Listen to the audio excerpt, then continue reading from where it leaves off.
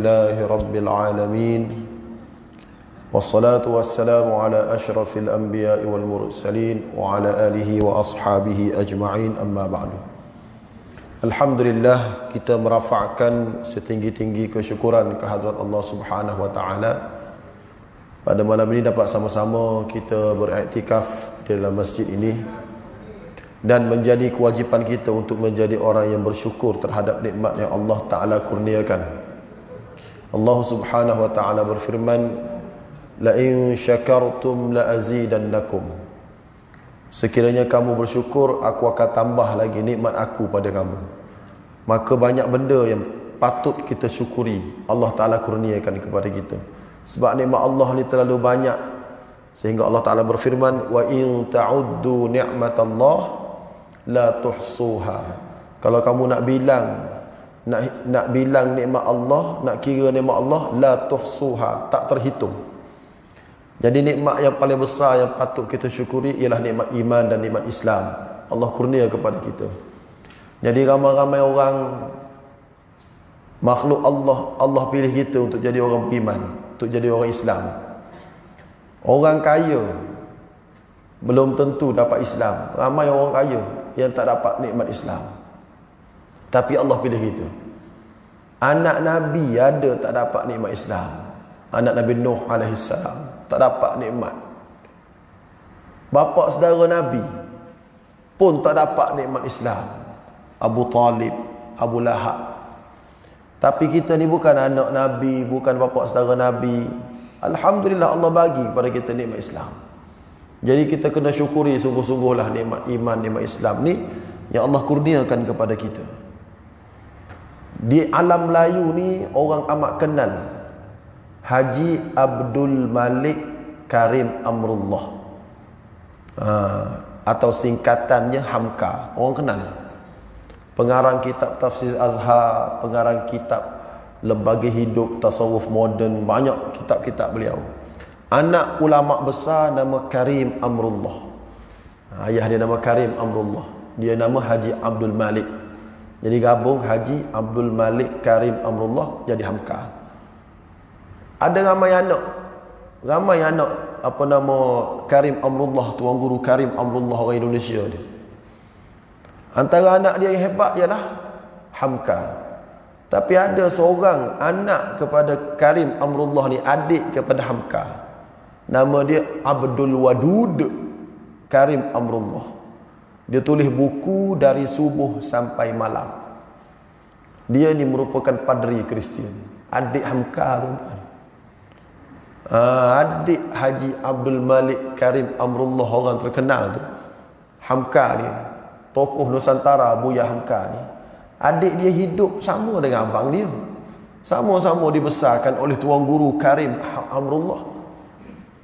Cuma berlainan ibu. Biasalah tok guru zaman dulu kahwin ramai. Ustaz zaman sekarang kahwin seorang je lah, termasuk saya. Baik, nak cerita bahawasanya sama-sama dididik oleh bapa yang sama, tapi Hamka menjadi ulama besar. Tetapi adik dia Abdul Wadud Karim Amrullah, pada asalnya dia orang baik. Asalnya orang baik. Sebab anak orang baik, sehinggalah dia berkahwin dengan seorang wanita Kristian yang meluk agama Islam.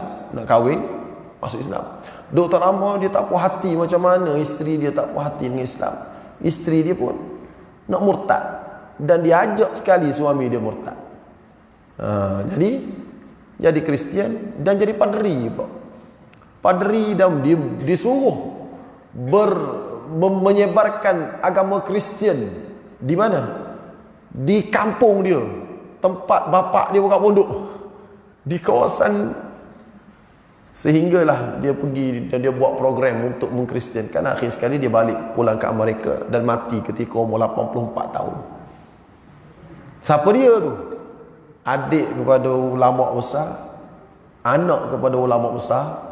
Tapi Allah tak pilih dia untuk dapat agama Islam, tapi Allah pilih kita. Tak bersyukur lagi? Syukurlah banyak-banyak. Alhamdulillah. Di kalangan orang-orang Islam pula, ramai orang Islam, Allah pilih kita pula jadi orang semayang. Alhamdulillah, dua nikmat kedua yang perlu kita syukuri. Ramai-ramai orang Islam ni ramai. Tapi bukan semua semayang. Ramai juga tak semayang.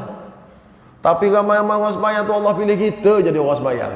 Syukur banyak-banyak. Sebab Allah Ta'ala sebut dalam Quran tentang semayang ni, wa innaha lakabiratun illa 'alal khashi'in. Sesungguhnya semayang ni amat berat melainkan orang yang ada sifat tunduk. Jadi ramai-ramai orang Islam yang IC di Islam, Allah pilih kita untuk jadi orang semayang. Susah kan jadi orang semayang? Kalau senang masakan kalau senang takkanlah siapa nama Nabi Ibrahim alaihi salam, dia doa kepada Allah, Rabbi ja'alni, ya Allah kamu jadikan aku muqimas salah, orang yang istiqamah semayang, wa min dzurriyyati, dan juga kamu jadikan zuriat keturunanku semua jenis kaki semayang berlaku. Sampai Nabi pun doa nak supaya diri dia dan anak dia, cucu dia jadi orang semayang. Kalau benda ni senang-senang je, doa buat apa? Tapi ramai-ramai orang Islam, Allah pilih kita untuk jadi orang semayang 5 waktu. Syukur pula. 2 syukur. Tadi baru syukur 1. Syukur jadi orang Islam, lepas syukur jadi orang semayang. Ramai-ramai orang semayang pula, Allah pilih pula kita ni jenis semayang masjid. Syukur pula kat situ. Kalaulah Allah pilih semua dapat datang masjid, rasa penuh masjid ni. Kalau 5 waktu penuh, alhamdulillah lah. Tapi ramai-ramai orang Allah pilih kita. Syukur banyak-banyak. Kenapa? Sebab orang datang masjid ni, tanda iman tu ada. Tanda keimanan seseorang tu bila dia boleh datang masjid. Sebab Nabi bersabda, idza ra'aitumur rajula ya'tadul masjid fashhadu lahu bil iman. Bila kamu lihat ada orang boleh berulang alik datang masjid, kamu kena bersaksi orang datang masjid ni orang beriman. Maknanya tanda-tanda keimanan tu ada sebab kita datang sembahyang masjid. Bahkan di sana banyak lagi hadis-hadis Nabi menerangkan tentang kelebihan sembahyang masjid. Orang sembahyang kat rumah dapat 1, orang sembahyang kat masjid dapat 27. Itu lebih dah kat situ. Syukur alhamdulillah. Sebab itulah bila lepas saja kita sembahyang, diajar kepada kita dalam kitab karangan Al-Qasyashi, wirid pertama selepas kita sembahyang, apa kita baca? Assalamualaikum warahmatullahi wabarakatuh wa qulil hamdulillah alladzi lam yattakhidh walada. Kenapa? Puji Allah, sebab bukan semua orang sembahyang. Kalaulah makan ni semua orang makan, tapi lepas makan kita diajar baca alhamdulillah. Lagi tandas, masuk tandas, keluar tandas, semua orang masuk tandas, buang air besar, buang air kecil, juga diajar alhamdulillah. Semayang, bila kita boleh semayang, bukan semua orang semayang, maka utamakan ataupun lebih utama lagi untuk kita syukur kepada Allah. Alhamdulillah kau pilih aku. Sebab itulah Nabi SAW sabda, idza shalla ahadukum falyabda bihamdillah. Bila selesai semayang seorang kamu, maka ucaplah alhamdulillah. Habis kita istighfar ada riwayat lain. Kana Rasulullah sallallahu alaihi wasallam idza faragha min salatihi istaghfara thalatha. Rasulullah SAW bila selesai sembahyang dia istighfar 3 kali. Sebab tu kan lepas pada kita sembahyang Assalamualaikum warahmatullahi wa qul alhamdulillah alladzi lam yattakhidh walada wa lam yakul lahu syarikun fil mulk wa lam yakul lahu waliyyun minadh dhulli wa kabiru takbira astaghfirullahal azim astaghfirullahal azim astaghfirullahal azim. Kita gabung 2 hadis, kita amal 2-2. Hadis suruh syukur lepas sembahyang baca alhamdulillah pun kita baca, hadis suruh istighfar pun kita baca. Maknanya alhamdulillah, nak bagi tahu pada Allah, terima kasih ya Allah kau pilih aku sembahyang. Terima kasih ya Allah kau pilih aku jadi orang yang sembahyang kat masjid. Syukur pula kat situ. Sebab bukan ramai dapat datang sembahyang masjid, dan orang sembahyang masjid ni Nabi jamin mati dalam iman. Man sarrahu an yalqallaha azza wa jalla ghadan musliman falyuhafiz ala haula'i as-salawatil khamsi haythu yunada bihin. Maksud dia, apabila seseorang itu, siapa-siapa yang mahu untuk bertemu Allah dalam keadaan beriman, maknanya nak mati dalam iman. Siapa-siapa yang nak mati dalam iman, hendaklah dia jaga sembahyang 5 waktu di tempat azan diazankan. Jadi kalau nak mati dalam iman, kena sembahyang masjid lah, tempat azan diazankan. Kalau nak mati dalam iman, Nabi pesan, falyuhafiz, jagalah sungguh-sungguh, ala haula'is salawatil khams, sembahyang 5 waktu, haitsu yunada bihinna, di tempat azan diazankan. Fa innahunna min sunanil huda, sebab sembahyang di masjid itu adalah sunnah hidayah. Sunnah hidayah. Kemudian Nabi SAW sambung lagi, lau sallaitum fi buyutikum kama yusalli haula'il mutakhallifun lataraktum sunnata nabiyyikum. Kalau kamu sembahyang di rumah, bukan tak sembahyang ni, sebagaimana sembahyangnya orang-orang yang sembahyang kat rumah, tak sembahyang kat masjid, kamu telah tinggalkan sunnah Nabi kamu. Nabi kata, sebab Nabi ni sunnah dia sembahyang di masjid. Walau taraktum sunnata nabiyyikum la dhalaltum. Yang ditakut ni, kalau kamu tinggal sunnah Nabi, itu tanda kamu sesat. Bukan saya cakap ni. Hadis ini diriwayatkan oleh 5 perawi. Bukhari, Muslim, 5 perawi. Saya lupa, tapi 5 perawi dalam kitab Sunan Sittah. 5 perawi meriwayatkan hadis ini. Siapa-siapa sembahyang kat rumah, dia tinggal sunnah Nabi. Siapa-siapa tinggal sunnah Nabi, dia sesat. Cuba cakap pada orang sembahyang kat rumah, kau ni sesat, tak ada pasal-pasal kena penampar free. Betul tak? Tapi bukan saya cakap, itu hadis Nabi SAW. Jadi ramai-ramai orang, kita syukurlah Allah Ta'ala pilih kita dapat sembahyang di masjid. Bila kita syukur, kita doa pada Allah, moga Allah kekalkan kita boleh sembahyang di masjid sampai bila-bila. Amin ya rabbal alamin. Baik. Jadi kita belajar ini tajuk syukur. Tajuk syukur supaya kita rasa terima kasih ya Allah, ucap pada Allah, terima kasih ya Allah, banyak kau bagi nikmat pada aku. Sebab kita ni nak ucap terima kasih pada Allah bila dapat duit sekaligus. Bila kelapa sawit naik harga. Tapi kadang-kadang kita lupa yang hari-hari Allah Ta'ala bagi. Apa dia? Boleh sembahyang kat masjid. Lagi ramai-ramai yang sembahyang kat masjid tu pula kena syukur lagi. Sebab apa? Ramai-ramai yang sembahyang kat masjid, Allah pilih kita pula untuk duduk tunggu sembahyang satu lagi. Ramai tadi sembahyang kat masjid tak? Ramai tadi. Habis yang boleh tunggu untuk sembahyang isyak siapa dia? Alhamdulillah, Allah pilih kita. Apa kelebihannya? Nabi SAW bersabda dalam satu hadis baginda, hadis Bukhari, bahawasanya orang yang sembahyang di masjid, kemudian dia tunggu nak sembahyang satu lagi, madama fi musallahu, dia masih dianggap dalam sembahyang. Maknanya walaupun dia sembahyang maghrib tadi 5 minit je, tapi sebab dia nak tunggu isyak, dia duduk dalam masjid tu, maka dia dianggap masih bersembahyang. Malam yuhdith, selama mana dia tidak berhadas. Maknanya kalau tuan-puan duduk dalam keadaan wuduk, start daripada maghrib sembahyang tadi, berwuduk dengan wuduk itu tak batal-batal sampai isyak tuan-puan sembahyang, maka tuan-puan dianggap berada dalam sembahyang sampai isyak. Lamanya tuan-puan sembahyang. Ramai-ramai orang yang sembahyang tadi, kita yang Allah pilih untuk dapat sembahyang maghrib dan tunggu sembahyang isyak, untuk kita dapat pahala sembahyang sampai isyak. Ramai-ramai orang Allah pilih kita, maka kena bersyukur pula situ. Berapa dah? Pertama, kita orang Islam. Di kalangan orang Islam, Allah pilih kita orang sembahyang. Di kalangan orang sembahyang, Allah pilih kita orang sembahyang jemaah.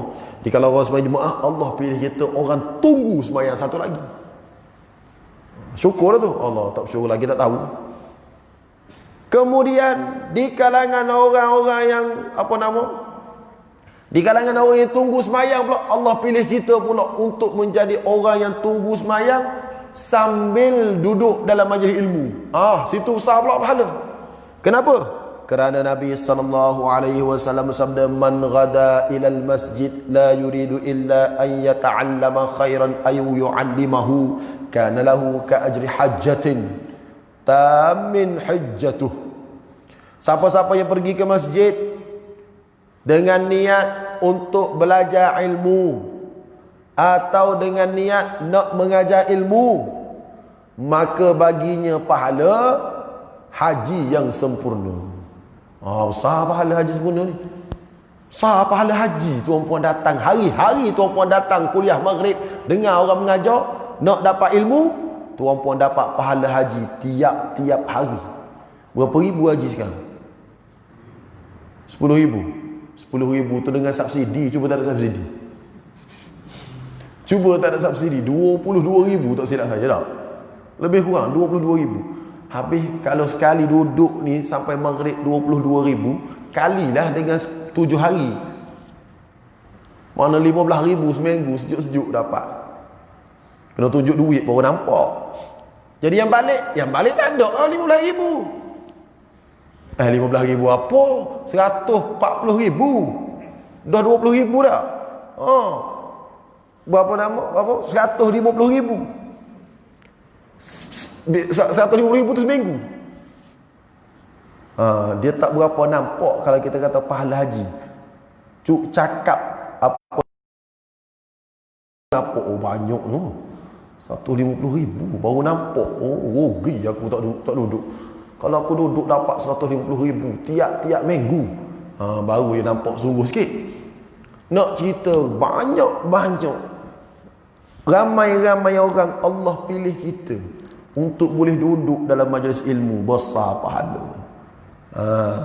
Tuan-puan, saya senaraikan lebih kurang 15 kelebihan duduk antara maghrib dan isyak dalam tesis master saya. Saya buat master, tesis master saya tajuk tesis master saya, kehadiran ke kuliah maghrib, kajian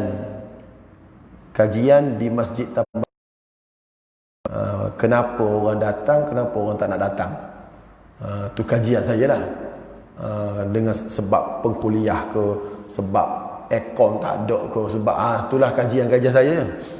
Jadi sebelum kita buat kajian tu, kita juga buat kelebihan berada dalam majlis ilmu, iaitu kelebihan berada dalam majlis ilmu kuliah maghrib tu lebih kurang 15, tak silap saya dalam tesis saya tu, 15 kelebihan. Yang saya sebut tadi, kelebihannya dapat pahala haji umrah lagi, dapat pahala haji lagi, dapat pahala dapat pahala semayang sebab tunggu semayang tu lagi. Dia ada 15 lebih kurang. Tak apalah, saya sebut dua tu pun banyak dah. Jadi patutlah amat kita syukuri nikmat yang Allah bagi tu. Apa kelebihan syukur nikmat yang Allah bagi? Allah Ta'ala janji dalam Al-Quran surah Ibrahim, la in syakartum la azidannakum. Kalau kamu syukur nikmat yang aku bagi pada kamu ni, aku tambahkan lagi. Jadi harap-harapnya kita bila saya sebut benda ni bukan menjadi penyebab untuk kita rasa selesa. Kira baik dah aku ni. Tak, bukan tu.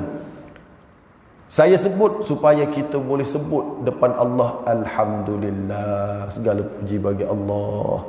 Kau pilih aku ya Allah, terima kasih ya Allah. Sebagaimana Nabi Ibrahim alaihissalam, dia doa banyak-banyak kepada Allah untuk dapat anak. Allah tak bagi, lama baru Allah bagi anak. Tua dah baru Allah bagi anak. Bila dapat anak, dia pun baca alhamdulillah alladhi wahabali ala al-kibari Ismail wa Ishaq. Segala puji bagi Allah yang telah memberikan kepada aku, walaupun aku dah tua, seorang anak nama Ismail dan seorang lagi nama Ishaq. Jadi dia seronok dia kerana nikmat Allah bagi, dia ucap alhamdulillah. Dia syukur nikmat Allah Ta'ala. Jadi kalau kita dengar nikmat-nikmat yang Allah bagi pada kita tu, kita syukuri. Dan salah satu cara untuk Untuk kekal nikmat tu kepada kita, selain kita syukuri, kita kena sebarkan nikmat tu kepada orang lain, barulah dia kekal lagi. Sebar macam mana? Tolong bagi tahu orang lain. Tolong bagi tahu, aku nak bagi tahu kita kena semayang ni. Insya-Allah nikmat semayang kekal pada kita. Tolong bagi tahu orang lain kita kena sembahyang jemaah. Insya-Allah nikmat sembahyang jemaah tu kekal pada kita. Sebagaimana orang jemaah tabligh kan, dia nak supaya kekal nikmat solat jemaah pada diri dia, maka dia tidak solat jemaah seorang-seorang, dia ajak orang lain untuk solat jemaah juga, dengan harapan bila dia ajak orang lain, dia kongsi dengan orang lain, Allah kekalkan istiqamah sembahyang jemaah pada diri dia, sebab dia bukan menikmati nikmat sembahyang jemaah tu seorang-seorang, tapi dia kongsi dengan orang lain. Dia kaedah nak suruh kekal nikmat ni kena kongsi. Sama je kalau Allah Ta'ala bagi kita buah durian, pokok durian berbuah banyak sangat, nak suruh tahun depan buah juga, apa dia cara dia? Kongsi dengan orang. Betul tak? Kongsi dengan orang. Maknanya bukan makan seorang lah. Sebab tu orang zaman dulu, saya ingat kecil-kecil dulu, kalau buah durian tu mula-mula masak, sebelum dia jual, dia panggil pak lebay makan dulu. Betul tak? Orang dulu lah, saya tak tahulah sekarang. Dia akan panggil orang-orang masjid, mari makan tu, pulut durian. Geng-geng masjid makan pulut dia, lepas tu baru dia jual. Dia kongsi dulu nikmat dia. Sama saya kecil-kecil dulu, ayah saya imam kat kampung, dia ajak lepas sembahyang isyak, Rifki, kita pergi makan beras baru. Istilah dia beras baru. Istilah dia beras baru tu dengan makna orang kampung mula-mula dia menuai padi tu, dia ada beras yang mula-mula. Sebelum dia jual beras tu, dia panggil orang makan dulu. Istilah bagi di kampung makan beras baru ni, dia ambil beras yang dia belum jual lagi tu, dia tuai padi dia tu, kemudian dia apa? Dia mesin jadi beras, dia panggil orang-orang soleh-soleh dulu, makan dulu, baru dia jual beras tu. Sebab apa? Sebab dia nak supaya rezeki dia barakah. Orang zaman sekarang, buah tak masuk dia jual dah. Buah duduk kat pokok tak masak lagi, dia jual dah. Nak bagi tahu orang zaman sekarang. Sebab tu tahun ni jadi buah, tahun depan tak jadi. Tahun ni banyak laku contoh. Tahun depan banyak buah, tahun ni masak jadi, tahun depan tak jadi. Pokok aku ni buah nak jadi macam mana? Tahun lepas Allah bagi rezeki, kau tak kongsi, kau jual waktu tak masak lagi.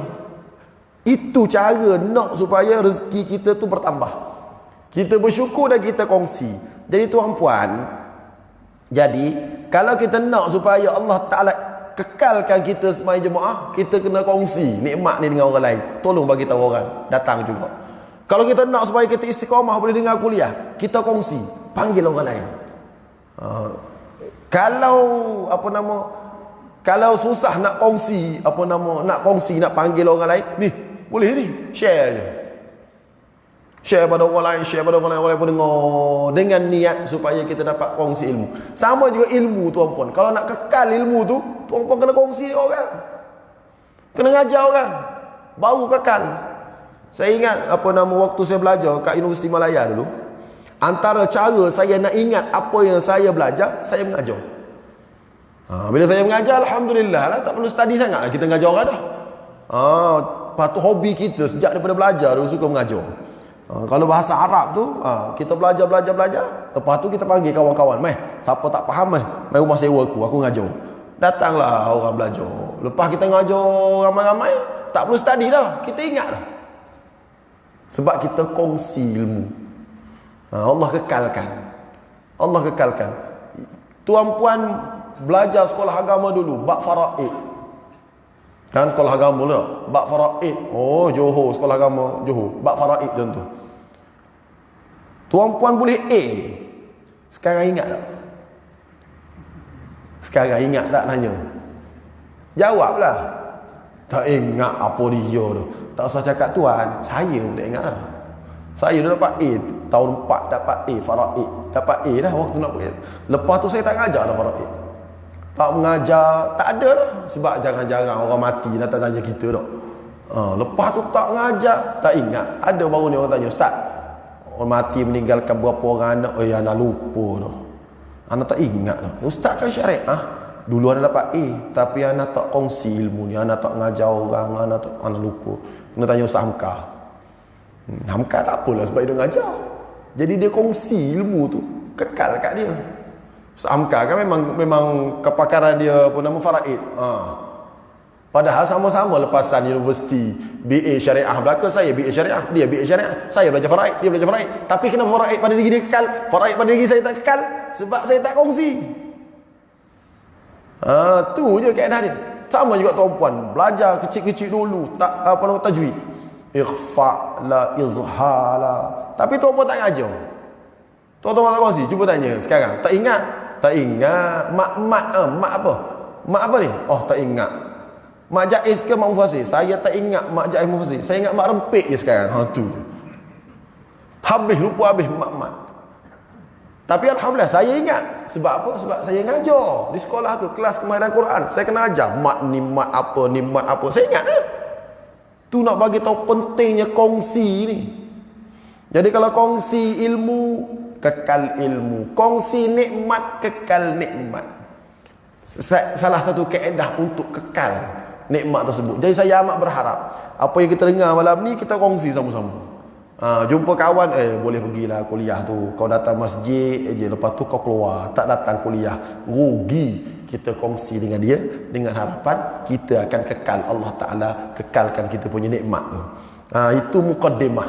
Nak habis masa dah mukaddimah. Mukaddimah supaya kita rasa kita ni boleh menjadi insan yang bersyukur.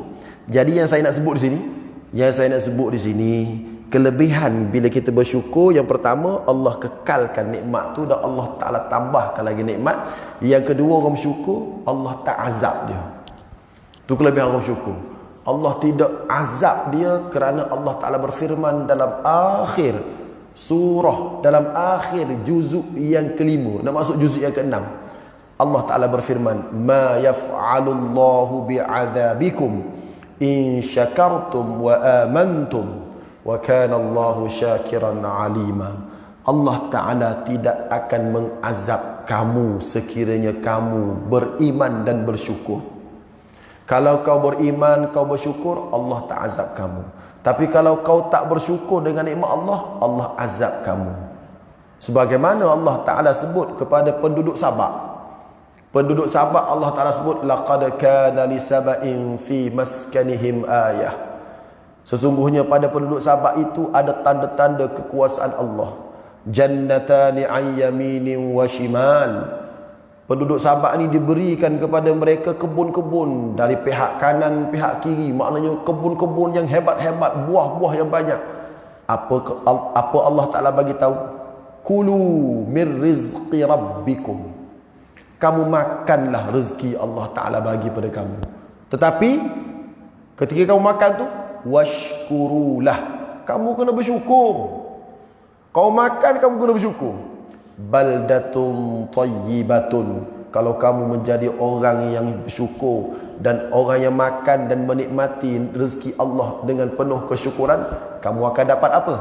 Baldatun tayyibatun. Kamu akan dapat negara kamu ni jadi negara yang baik. Sebab rakyatnya dapat nikmat, dia bersyukur. Selain daripada negara baik, wa rabbun ghafur. Kamu juga dapat Allah yang amat pengampun.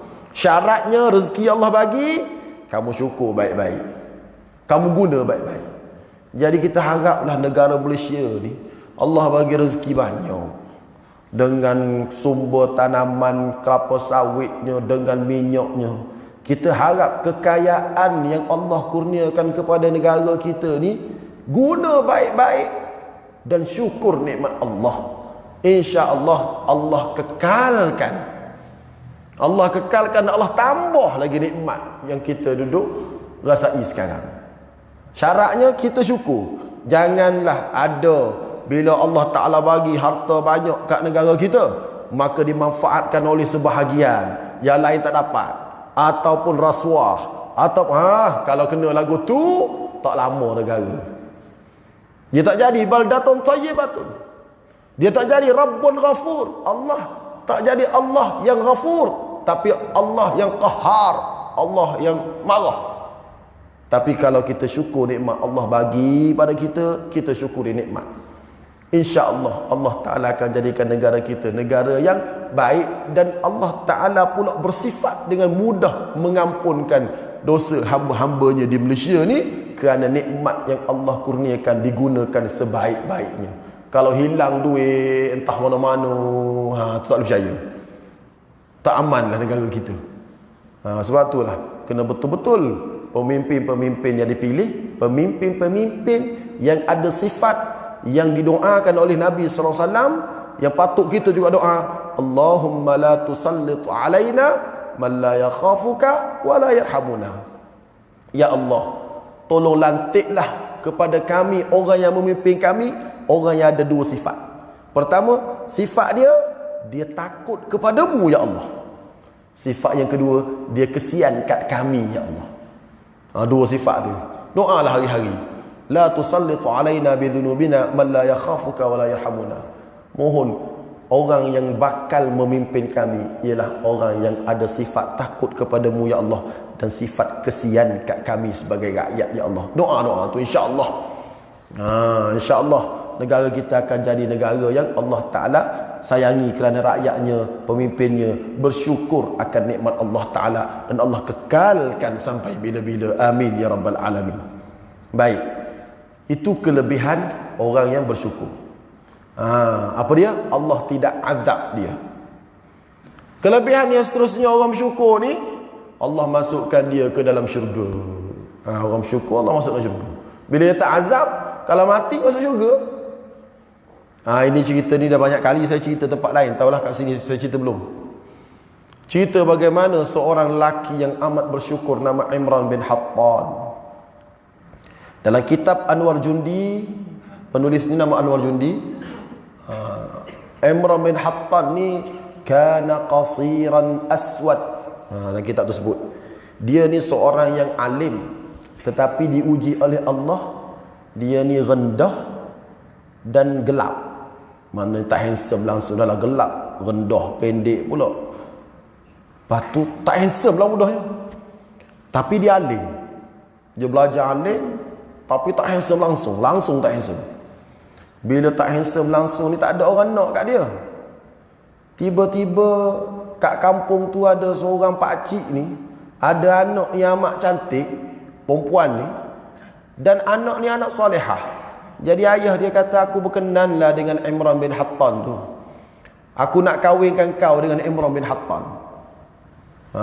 Jadi si anak ni tak berapa nak berkenan lah awalnya. Sebab bapak dia nak kahwinkan dengan orang yang tak handsome. Rupanya orang zaman dulu pun berkenan dengan apa? Dengan K-pop juga rupanya. Jadi tak nak, tapi sebab ayah dia suruh kahwin juga, dia pun kahwin. Bila kahwin dengan Imran bin Hattan ni tuan-puan, Imran bin Hattan ni boleh dapat isteri cantik ni, dia seronok sangat.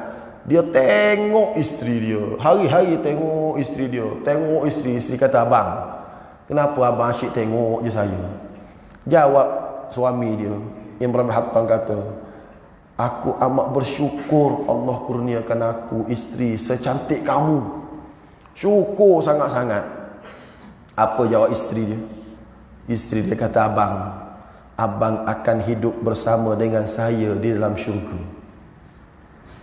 Abang akan hidup bersama dengan saya dalam syurga. Suami dia kata, kenapa kamu cakap begitu? Sebab abang orang yang bersyukur. Orang yang bersyukur ni pasti masuk syurga. Allah tak azab dia.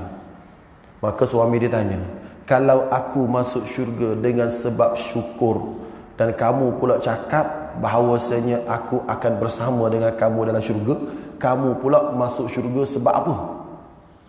Jawab isteri dia, saya masuk syurga sebab sabar, dia kata. Abang langsung tak handsome, saya sabar je, dia kata. Jadi orang sabar ni masuk syurga sebab Allah Ta'ala sebut, salamun alaikum bima sabartum fa ni'ma uqbaddar. Sejahtera bagi orang yang sabar, itulah sebaik-baik tempat itu syurga. Jadi saya masuk syurga sebab sabar, abang masuk syurga sebab syukur. Dua-dua kita dalam syurga.